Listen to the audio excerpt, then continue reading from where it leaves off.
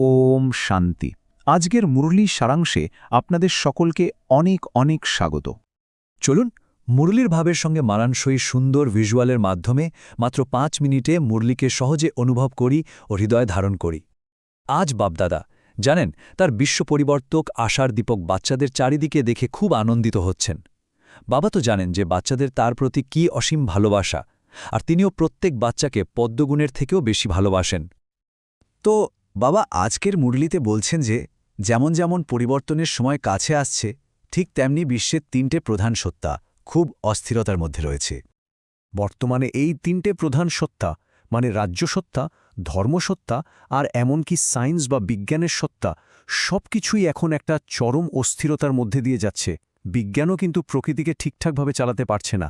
প্রকৃতি এখন আর বিজ্ঞানের নিয়ন্ত্রণে নেই। আর বাবা বলছেন ভবিষ্যতেও প্রকৃতির এই খেলা আরও বাড়তে থাকবে। তাহলে এই রকম একটা সময়ে স্বাভাবিকভাবেই প্রশ্ন আসে, তাই না, যে এই যে বিশ্বব্যাপী অস্থিরতা, এটাকে কোন শক্তি শেষ করবে? কে আনবে এই পরিবর্তন? এর উত্তরে বাবা একটি খুব স্পষ্ট এবং শক্তিশালী সমাধান দিয়েছেন। বাবা বলছেন একমাত্র সাইলেন্স বা শান্তির শক্তি এই বিশ্বকে পরিবর্তন করতে পারে।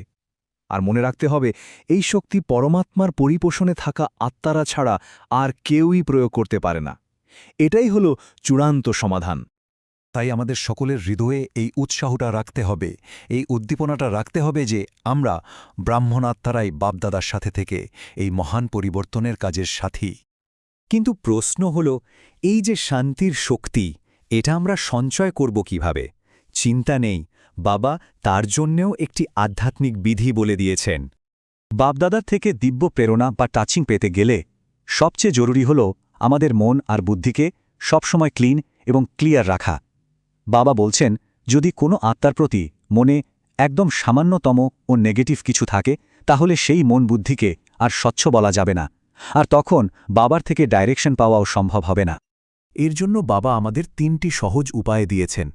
প্রথমত, সারাদিন ধরে চেক করতে হবে কতটা সাইলেন্স পাওয়ার জমা হল। দ্বিতীয়ত, মন আর বুদ্ধিকে সবসময় স্বচ্ছ রাখতে হবে। আর তৃতীয়ত, এটা খুব জরুরি, মাঝে মাঝে সব কিছু থেকে সময় বের করে টপ স্টেজ মানে পরমধামে বাবার সাথে গিয়ে বসতে হবে, নিজেকে রিচার্জ করার জন্য। আর এই অভ্যাসটা এখন থেকেই করা কেন জরুরি জানেন? কারণ বাবা ইশারা দিচ্ছেন যে এমন একটা সময় আসবে যখন এই জাগতিক কোনো সাধনই কাজ করবে না। তখন শুধুমাত্র আমাদের আধ্যাত্মিক শক্তি আর বাপদাদার ডাইরেকশনে আমাদের দিয়ে কাজ করাতে পারবে। তো এই যে পুরুষার্থ, এটা শুধু ব্যক্তিগত স্তরে করলেই হবে না, বরং আমাদের সবার একটা সম্মিলিত কর্তব্য রয়েছে। বাবা কিন্তু প্রত্যেককে আলাদা আলাদা বিশেষ ভূমিকা দিয়েছেন।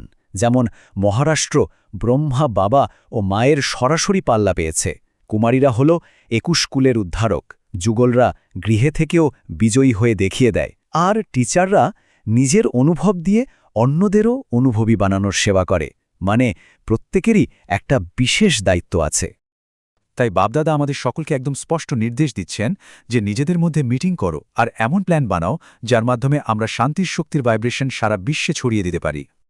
চলুন এবার আমরা আজকের মুরলির শেষে বাপদাদার দেওয়া অমূল্য বরদান এবং স্লোগানটি হৃদয়ে ধারণ করি। আজকের বরদানটি হল, সব পরিস্থিতিতে নিজেকে নিরাপদ রেখে উঁচু পদের অধিকারী হও।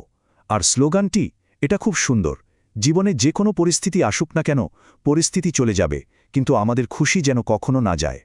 মনে রাখবেন, আত্মিক শক্তি বাড়াতে হলে প্রতিদিনের মুরলী স্মরণই আমাদের সর্বোত্তম সহায়।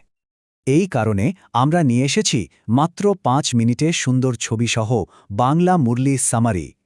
আরও গভীরতা ও স্পষ্টতা পেতে চ্যানেলটি সাবস্ক্রাইব করে সাথে থাকুন। ধন্যবাদ। ওম শান্তি।